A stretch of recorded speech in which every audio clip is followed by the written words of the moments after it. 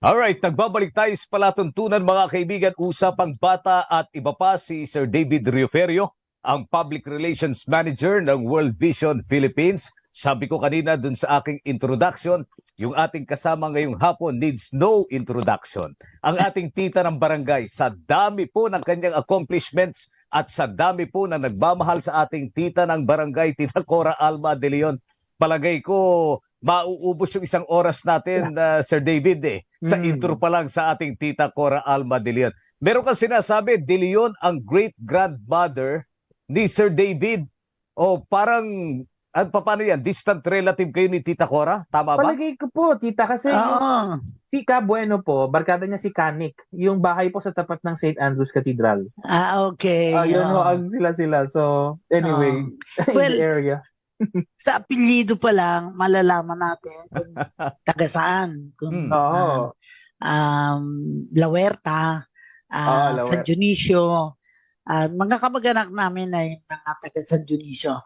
Pero siguro, may nangyari sa atin. Pag nag-improve ang buhay, kung nakatira sa atin, sa Parañaque, ay nag-move din sila ng area para Opo. makita ang talon nila sa kanilang economic life. And therefore, makita natin wala na sila sa Parañaque, nandun na sila sa mga villages. Oo. And tama naman, because para sa akin, doon na makita yung improvement ng buhay ng mga tao. Pero ang tanong, bakit hindi nag-i-improve ang buhay ng iba? I guess bakit this is nga? the question. Yes, This is bakit the nga? question that we should know. It's either yung attitude nila na wala silang magagawa. Pag ang attitude mo, talagang ganyan kami, walang magagawa. Kasi natatandaan ko, merong tinanong na isang taga Dunggalo, manunod kayo ng sine? Sabing ganon. Oo, total, wala naman kami makain. Manunod na lang kami ng sine. Hindi ko makalimutan yung kwento na yun. No? Dahil parang sabihin, bubusugin na lang daw nila yung kanilang mata. It might be funny, pero that is an attitude na gusto mong makalimot, manunod ka ng sine, pero hindi mo tinugunan ng pangangailangan na kailangan mo hanap buhay para matugunan ang pangangailangan ng pamilya mo. Pero tita, Sir Johnny, and sa mga nanonood po, iba rin kasi kapag nandun ka sa area, no? Halimbawa yung tabing ilog ng Donggalo, tsaka sa may tambo. Iba pag yun na yung nakasanayan mong amoy, Yes. para sa'yo normal na siya Pero Yes. para sa mga bibisita, ang baho talaga. Pero pag andun ka, it feels like home. You know, friends are there, relative. Andun si Dr. Marquez, di ba ho? Yung OB dyan sa tambo. Yes, sa Yung tambo. bang ganon. So, tama ho kayo. Dapat po sana hindi maging complacent. And yun po siguro yung nagagawa ng mga palabas tulad nitong kay Sir Johnny, ng mga organizations tulad ng Philippine Red Cross. Yung meron kang outside perspective. Yes. At nakakalabit mo, hindi yan ng meron pang mas maigi, meron pang mas magandang pwedeng lipatan. Ganun. Siguro, ganito din ang pagkakataon na ipaliwanag bakit ba ako naging social worker, no? Kasi nag-graduate ako sa Maryknoll, nagkaroon ako ng scholarship. In fact, every first Friday ngayon, kaming mga high school na nagkikita at nagkikisa, pero hindi na ako nag-attend ngayon. Ano ang reason? Yung pagkakataon na binigay sa akin na magkaroon ng scholarship, mag-aral sa Maryknoll, at that time, wala silang social work. So I decided, ginibak ko yung ang scholarship at nagpunta ako sa UP para mag-aral ng social work. And paniniwala ko, that's God's gift to me. Kasi hindi ko akalain na magiging secretary ako ng social welfare dahil ang kinuha ko social work. Kaya ko palaging kinukwento yun dahil sa paniniwala ko na kailangan ang kukunin mong kurso, yung gusto mo. Dahil kung nakita kung sinunod mo yung gusto mo, swak na swak ka sa yung gagawin. Tita Cora, in guiding yung ating mga kababayan, dahil meron tayong barangay, being the smallest unit of our society, meron tayong DSWD who talagang nakatutok pagdating dun sa social welfare. Yung binanggit mo kanina, Sir David, intergenerational problem. Ngayon ang nangyayari, kapag kayong henerasyon ngayon ay hindi natin nasagip dito sa mga kasalukuyang problema nila, understandably, kapag ka nagkaroon ng pamilya itong mga ito, the same issues and problems ang kakaharapin nung kanilang mga susunod na henerasyon. Kaya nga intergenerational issues and problem. Babalik ako dun sa tanong kanina, paano natin puputulin? Kasi nga, tama-tama yung ating topic ngayon, International Day of Charity. Charity. Hanggang kailan ba tayo pwedeng magbigay? Mm. Tayo ba'y puro palimos na lang ang pwede nating ibigay o we can offer something na magagamit nila for the future generations to really gain support mula dito sa kasalukuyang henerasyon? Tita Cora. Well, unang-una, I remember Labor Secretary Blas Oble. In fact, ang kanyang anak ay namatay sa DMI, Department of Migrant Workers, DMW. Ang sabi niya, yun daw nangyari sa atin, exportation of our discontent. Kasi ang unang naging solution ay magpunta abroad. Okay. 'Di ba? Kasi ang jobs hindi nawala sa ibang bansa eh. Peso atin hindi na-create ng jobs. So ang nangyari, madaling very very inviting na ang mga kamag-anak natin, ang unang tanong natin, baka kung wala kayong trabaho dito, baka pwede kayo abroad. So anong nasa abroad? Una, mga caregivers, pero naging professionals na, maging nurses, mga doktor, etc. Kung baga, meron tayong mga siguro 10 million all over the world na masasabi natin kung sila ay nandito, of course, overpopulated tayo, pero pwedeng nag-create ng trabaho para peaceful tayo. Kasi nangyari yun sa Ireland eh. Ang naging mahirap ang Ireland, nag-migrate sila. Pero ngayon, kitang-kita mo ang improvement sa Ireland. Marami na ngayong mga foreigners, mga Pilipino na nandun ngayon din sa Ireland. So parang tinitingnan nga ngayon natin, parang isang mundo, isang daigdig, kung saan may opportunities, punta doon. Pero anong price? Merong mga magulang na iniwan na ng kanilang mga anak. Dahil ando ng opportunities abroad. Yun ang hindi ko matanggap na ang iniisip nila, sarili nila, nabumuti katayuan nila, nakalimutan nila yung nagpanganak sa kanila, kaya sila nabuhay. And I worry about that, na hindi natitingnan yung pangangailangan ng mga matatanda. Sir David, kayo sa World Vision, itinatawid ninyo, no? Kumukuha kayo ng mga would-be sponsors ng mga bata para maipagpatuloy yung kanilang pag-aaral. So, kapag tinignan natin yung ratio ng mga naitatawid nating mga bata doon sa mga hindi na itatawid, talagang napakalayo pa. Pero parati naman natin sinasabi, baby steps. Itong mga baby steps na to will create a golden opportunity para doon sa iba. Tapos eventually siguro sila naman yung makatulong.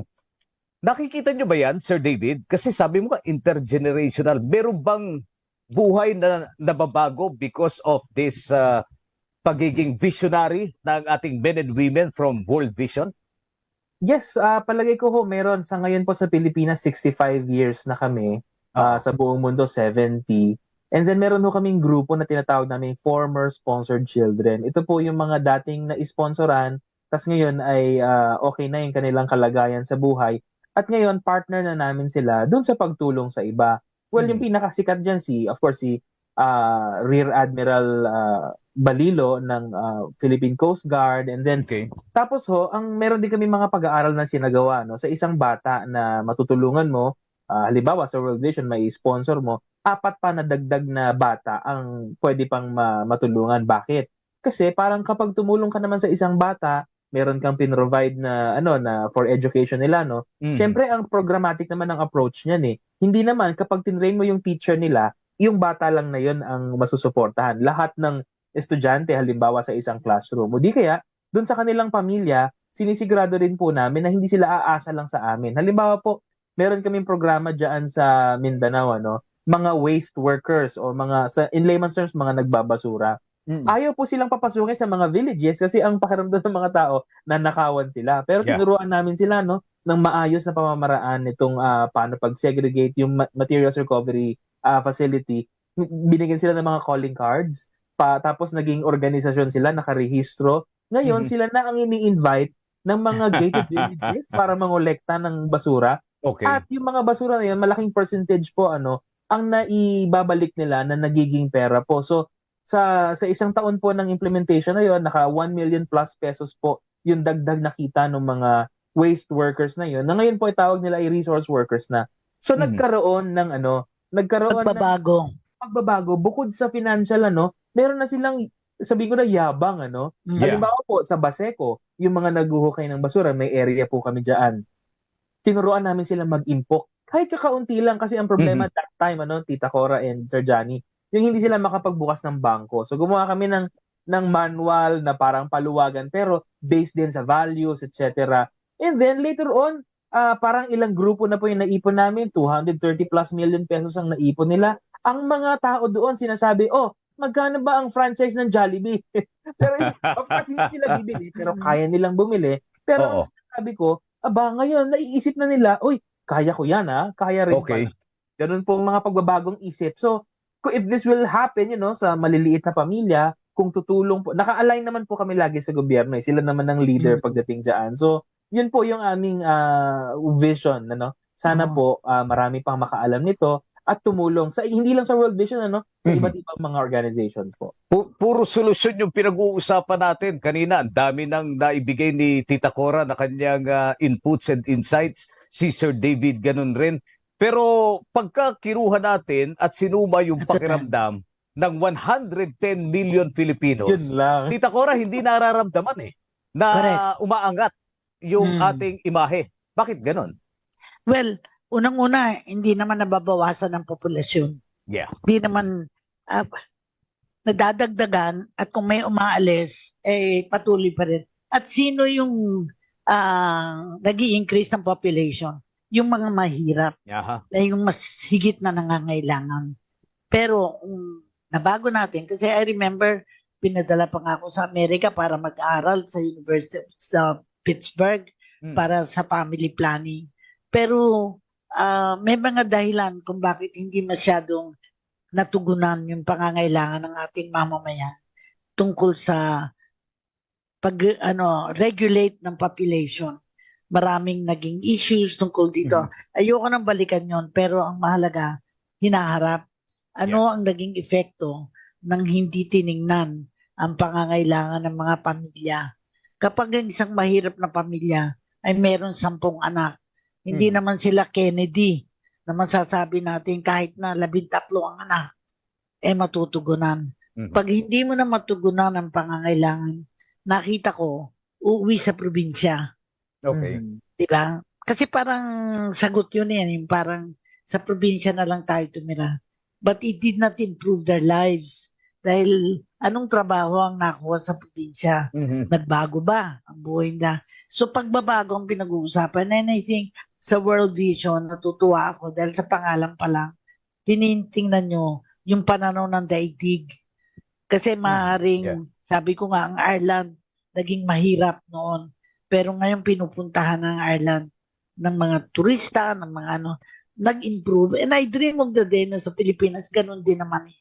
Marami na rin mga turista nagpupunta sa atin at bumubuti na yung katayuan ng mga nasa probinsya na dati walang pinagkakakitaan. Ngayon may pinagkakakitaan. So, ang balikan natin ay kita. Ibig sabihin, ano ang pagbabago na nangyari sa kanila? Kasi kasama ng kita is attitude na kapag bumuti ang katayuan mo, hindi ka na mukhang pulubi o parang naawa sa sarili mo. Totoo. Nakita mo, meron ka ng level of aspiration na at ikaw yung magiging modelo, sabihin, kaya mo pala. Kapag lalo nang ikaw nanggaling sa mahirap at ngayon bumuti ang katayuan, huwag kainggitan yung bumuti ang katayuan. Nakarating sila doon dahil meron silang ginawa. So ang message, anong ginawa mo para dumating ka sa mabuting katayuan? Oh, napakaganda. Alam po ninyo, kapag pinag-usapan natin charity, kaakibat nito yung volunteerismo, Tita Cora. Yes. Ito, may trivia ko, Sir David, baka hindi mo alam, ang pinakabatang volunteer natin ay si Tita Cora. Wow! Oo, dahil nung siya'y nag-aaral Elementary pa lang ako. Sige, Tita Cora, ikaw na magkwento. Yes. The elementary ako, ang tatay ko ay Knights of Columbus. Mm. So ako yung tiga-deliver ng mga sulat. Tapos elementary pa lang ako, grade 4 yata o grade 5 na nasa Merinol na ako, pero ang nanay ko pag summer bumibili yan ng mga prutas at ititinda sa kabilang kalye. Yung parang sa pulo, tiguelas, yung mga duhat, yung mga na tinitinda. Ano ang naituro sa akin? Na kung gusto mong bumuti ang katayon, kailangan may hanap buhay ka. As early as that, nakita mo na hindi pwedeng kampante ka na may trabaho mga magulang mo, ikaw na lang. Hindi pwede. Kasi kailangan creative ang mga pamilya, kung malaki ang pamilya, na tulungan na ano yung pwedeng magawa. Kaya yung chores ko, 5 kaming magkakapatid, meron akong isang kapatid naglilinis ng toilet ng bahay. Oo. Yung isang kapatid ko naman namamlansya. Yung isang kapatid ko lalaki ano din sa bahay, nagbubunot. Ako naman sa kusina. Kaya maliit pa ako, marunong na akong magluto ng kanin at prito lang naman nung araw ang pagkain. Hindi, Tita Cora, ikwento mo yung kaklase mong tinuruan mo rin. Yes, I was grade 4 at ang teacher ko ay ginawa niya akong, sabi niya, magaling nga, parang mahilig ako magbasa, nagbabasa na ako. Pinatabi niya ako sa isang classmate na mahirang magbasa. So sabi niya, tulungan mo na magbasa. At yung hindi marunong magbasa niyon, doon pa nakatira sa naging yumaman, nakatira pa sa Marinas Village. Oh, wow! Kami dito sa Paranaque. Pero I was so proud na early on na pwede ka palang at a young age magturo base sa iyong kaalaman. Sir Johnny, gusto kong tanongin si Tita Cora, what's with your generation? Ito yung sinasabi ko, Sir Johnny, nung nakaraan na yung boomers po ba kayo, Tita? Bakit ang gagaling ninyo? Ibig sabihin, you're always on time. Talagang pagtrabaho-trabaho. Ano ho ba yun? Dala po ba yun? Kultura, ang tingin ko, kultura. Kasi yung mga magulang namin, tinuruan kami. For instance, oras ng pagkain. Di ba? Sabay-sabay ang pagkain. Opo. Ibig sabihin, hindi kung kailan lang gusto. Parang ngayon, tuno-tuno, maraming mga kainan sa labas. Minsan, pagdating ng bata, nakakain na. Kasi wala na yung tinatawag na family na sama-sama. Me, I don't mind na kakain sila sa Jollibee. Pero maganda yung pamilya. Sama-sama kasi they can share stories. Well, kumbaga, hindi matatapos yung ating 1 hour na titignan natin. But I think we need models. I think kailangan din ng world vision. Yung mga, if you will have to come up with a book of 100 stories. 100 stories ng mga tamang pananaw tungkol sa world vision. Kaya they were able to help others. Yung katulad ng kwento mo. Kasi maraming kwento Kailangan lang marinig ng mga tao. And I think the radio program such as yung ginagawa ni Johnny dito, we have to tell the stories kung anong ginawa nila, bakit nag-improve ang buhay nila. Ito si Sir Johnny, very generous yan pagdating sa mga interviews. Noong una nga, Tita, sa mga nanonood nakikinig, interview. Noong una, akala ko 15 minutes lang. Maya-maya sabi niya, 1 hour, David, tuloy-tuloy. Alam mo yun, ibig ko sabihin, if only, I'm sure, of course, may expenses din naman ng station, halimbawa, and everyone who's trying to help, pero meron at meron kayang-kayang gawa ng paraan. Yung mga mabubuting bagay na i-share, tulad nga po ng sinabi niyo kanina, Tita, di ba, yung kapag evacuation, pwede bang akuin na lang muna ng ibang kamag-anak, di ba? Kung maire-ready lang po talaga with that kind of mindset na, kung ako'y nasa kalagayan ng iba, hindi ko siguro gusto maging ganyan ako. So, tutulong na lang ako instead na ako ang bibigyan. Kaysa ako yung... Today, may dalawa akong nangangailangan ng tulong. Isa, madi-discharge na daw sa ospital. hindi pa wala pang aksyon yung general manager ng PCSO. Simple lang ginawa ko, pinadalan ko ng text yung staff ng chairman na si Wow. Juni Oo, kaibigan Kua. natin yan, Kuwa. Oo, Juni Kua. Kasi natulungan na rin ako sa 2 beses ng nilapit ko. Tapos sabi ko, bukod doon, meron na silang i-follow up na lang sa DSWD, meron na silang iniintay. Kasi hindi natin matutugunan lahat ng pangangailangan. Yeah. Pero may mga institusyon na pwede talagang tumulong. Ako talagang, saludo ako sa PCSO. Noon pa man, sa abot ng kanilang makakaya, ay tumutulong sila. Bukod doon, alam ko, sa local government, yung mga konsehal nila, ay meron din tinatawag na guarantee letter na ginagawa nila Yes. para i-refer sa mga ospital. Yung merong mga nangangailangan ng dialysis, napakaganda, pero people don't know. If people don't know, iisipin nila walang Tama. ginagawa ang gobyerno. Pero ang daming ginagawa ng gobyerno na maring hindi nila alam dahil they have no access. Yeah. Kaya nga magalaga yung programang katulad ng Kijani na SOS, panahon na para mag-SOS kayo kung hindi nyo alam kung saan pwedeng pupunta. Sir David, isa pang trivia ha, yung parati kong sinishare sa'yo na 3 A's of good governance. Ang ating tita Cora Alma de Leon ang may pakana niyan. Siya pala yun. Akala ko ikaw Sa kanya galing yan. Sa kanya galing yan. Pero Accessibility, Yeah. answerability, and accountability. There Bakit you yung go. tatlo? Accessibility, alam mo kung saan pupunta. Correct. Kasi pag tinanong, ito ang problema ko, saan ba ako pupunta? Ikalawa, yung pupuntahan mo ba masasagot yung pangangailangan mo? Kasi kung nagpunta ka sa isang ahensya o isang politiko na hindi naman naniniwala na, kasi may mga politikong kinu-question yung pangangailangan di ba? Totoo. And then ikatatlo, yung accountability. Ikaw naman, pag natulungan ka, ipaliwanag mo kung paano ka natulungan. Kasi minsan natulungan mo na wala ka lang narinig. Parang obligasyon mo natulungan pero hindi naman lang nagsabing, ay, alam nyo, natulungan nyo kami. Nakapunta ho kami at ito ang binigay. Okay lang yun. Kasi diba, hindi naman, no? Kaya nung maraming nagpupunta sa akin, makita ko lang, nandun na lang sa labas, merong bangko. Sabi ko, hindi na ho ako DSWD secretary. Pero kung ano ang pangangailangan nyo, may re-refer ho kayo. And I refer sa barangay, I refer sa local government. Talagang kailangan alam mo lang kung sino yung pwedeng makakatulong. Tama. Tita Cora, parati naming naririnig sa iyo yung marketing of hope. Ngayon, dun sa ating topic for today, this afternoon, marketing of yung mga charitable institutions and acts of volunteerism. Kami, na mga commoners, baka may time kami. Paano namin gagawin na episyente at epektibo yung aming mga oras para makatulong sa ating kapwa?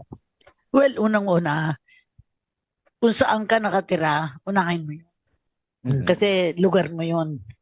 Ikalawa, kung ano yung mga kakilala, kaibigan, na alam mo na makakatulong. No?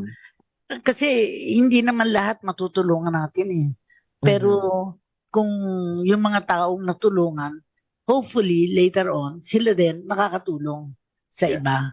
Kasi nakaroon na sila ng karanasan, makatanggap ng tulong. But hindi lahat ng tao, ang iba sasabihin, ay, wag kang maniwala dyan kasi, ang dami na niyang hinihinga ng tulong. Pero siguro, yung humingi ng tulong, hindi pa sufficiente ang naitulong. Yeah. So, kailangan pa nila. So, wag tayong maging judgmental na hindi na kagad yung tao na yun. Hanggang sa kaya natin, ay tumulong tayo kung it means sending a text to a power that be, no, na makatulong. Alamin natin at let us take the risk. Maring walang mangyari, but at least you did something about it. I guess the message is you did something about it. Yes. Good. Sir David, ikaw, paano? Acts of charity, paano natin i-market yan?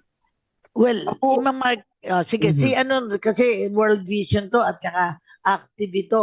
Ako retired na, so umaasa na lang ako sa kaalaman na natanggap ko tsaka karanasan, no? Pero Mhm. yung current na hinaharap ninyo, talagang kahanga-hanga na hindi kayo nag-give up. Kasi 70 years na, kumbaga, sino bang ang Red Cross 75 years na. Mhm. Matanda lang kami ng 5 years sa simula. At Mhm. patuloy nating mag-iisip tayo ng pamamaraan para makarating sa mga tao yung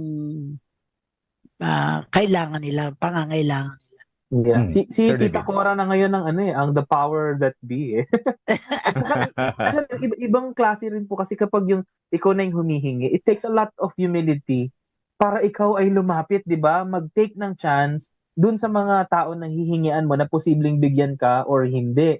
Mhm. Yun lang siguro no sa mga gustong magbigay. I-consider nyo yon na fine, sige, na-judge nyo na pero it's better to be kind than to be right. I Yeah, mean, ganun po, di ba? So, yeah. yun po. At saka as long as you're cheerful at giving, sige lang. 'Di ba? God loves a cheerful giver eh. Why not, 'di ba? Tapos yun po, yun na lang, maganda yung empathy siguro. Mhm. Isipin niyo kung kayo nasa lugar na yon. Sige nga, kayo nga ang pumila mula 4:00 ng madaling Yeah. araw Yes, hanggang para lang humingi ng, 'di ba, ng tulong. kakaunting, 'di ba? Mm. That's so degrading for yourself pero Yeah. Correct, yun, correct. isipin niyo yun. Pero ako Sige. natutuwa ang nangyari ngayon sa mga local government. Meron silang mga pondo na Mhm. itinutulong sa kanilang mga constituents. Of course, we say na, hindi naman nila pera. Kahit hindi nila pera, minabutin lang gamitin yun sa tamang paraan Tama po. sa mga nangangailangan. Mm. And I honor, for instance, si Congressman Eric Olivares, Mm. na Congressman Edwin Olivares. Edwin, yeah. Meron akong inilapit na kailangan ay dialysis. Kara-karaka ay may connection naman sa ospital. Mhm. Binigay na akong ilang episodes na pwedeng Okay. matulungan. Nice. And many more, maraming mga konsehal na sinabi lang, may programa sila. But people need to know. Yes. Kaya yung Need to accessibility, know. palagi ko Tama. sinasabi yun. Alam nyo ba kung saan kayo pwedeng pumunta? Mhm. Tita Cora, hindi namin alam eh. Di tutulungan namin kayo. Gagawa tayo ng sulat. Tingnan natin kung may epekto. Talaga naman, nakakakilabot itong episode na ito. Dahil alam po ninyo, si Mike Enriquez namatay na, no? At unti-unti nakikita natin, naririnig natin yung mga magagandang ginawa ni Mike Enriquez. Pero dito sa programa na ito, kinikilabutan ako dahil buhay ang Tita Cora, buhay ang inyong lingkod, buhay si Sir David. Pilit nating ibinabahagi yung mga napupulot nating magagandang aral dito sa ating mga nakakasama. Palagay ko yung sinasabi nating voluntarismo at charitable institutions, kasama yan. Yung iniaagat mo yung iyong kapwa sa pamamagitan ng mga magagandang mga pananalita, dedikasyon at mga information na hindi kailangan na pantay yung kanyang mga paa, naririnig ng kanyang tenga, nararamdaman ng kanyang ng all of his senses, ika nga. Kaya I truly love this episode, Tita Cora. Salamat ng marami at pinagbigyan po ninyo kami sa imbitasyon namin ngayong hapon. Yes. Actually, na-mention mo si Mike Enriquez. Aha. Si Mike Enriquez, palaging sagot niya, hindi niya tatantanan. Ibig sabihin, hindi siya titigil hanggat maganap yung kanyang nais na mangyari sa bayan. Kaya, he's a hero. He's a hero talaga. That's right. Final words tayo, Sir David. Ako po, hanggang sa susunod na usapang bata at iba pa, sumali po kayo, lalo't pag nandito si Tita Cora. Itutuloy natin dun sa bahay ni Tita Cora, yung ating kwentuhan. Sure. Tita Cora, final words muna for now. Palagi ko sinasabi, magagawa natin lahat ng bagay kung di tayo nag-iisa. And today, hindi tayo nag-iisa kasi may World Vision. Mhm. Pero naniniwala ako na marami pa tayong pwedeng matulungan o matutulungan kung hindi nga tayo nag-iisa. Kailangan magtulungan tayo dahil ang bayan natin needs no less. Ang model ko Ireland. Ang mga taga-Ireland nag-migrate. Ngayon, maganda na ang bayan ng Ireland. Ang mga Pilipino na ang nandun sa Ireland. So, ibig sabihin, kailangan naman baliktad. Yung huwag kalimutan ng mga Pilipino, pag nag-abroad sila, may naiiwan sila ng mga senior citizens, huwag nilang kalimutan. Alright, salamat po na maigi at marami ang Vice Chair ng Philippine Red Cross, ang nag-iisang tita ng barangay, ang ating tita Cora Alba de Leon. Nakasama natin sa palatuntunan ng ating co-pilot, si Sir David Rioferio, ang Public Relations Manager mula po naman sa World Vision Philippines. Sa pangalan ni AJ Austria, na ating Technical Director, ni Angel Atienza, na ating Production Head, ako yung lingkod, Johnny Gomez. Happy weekend, mga kaibigan, pansamantala. Bye-bye. Bye-bye. SOS, serbisyo, ora mismo, sigurado. Programang tatalakay sa kapangyarihan ng serbisyo sibil. SOS, serbisyo, ora mismo, sigurado. Programang hihimay sa kapangyarihan ng pamalang lokal. SOS, serbisyo, ora mismo, sigurado. Programang maglalapit sa pamalan at mamamayan. SOS, serbisyo, ora mismo, sigurado. Kikilos ang barangay para sa bayan, edukasyon, kalusugan, trapiko, basura at iba pa. SOS, serbisyo, ora mismo, sigurado. Tatalakay sa mga problemang napapanahon, problemang hahanapan ng solusyon. The views and comments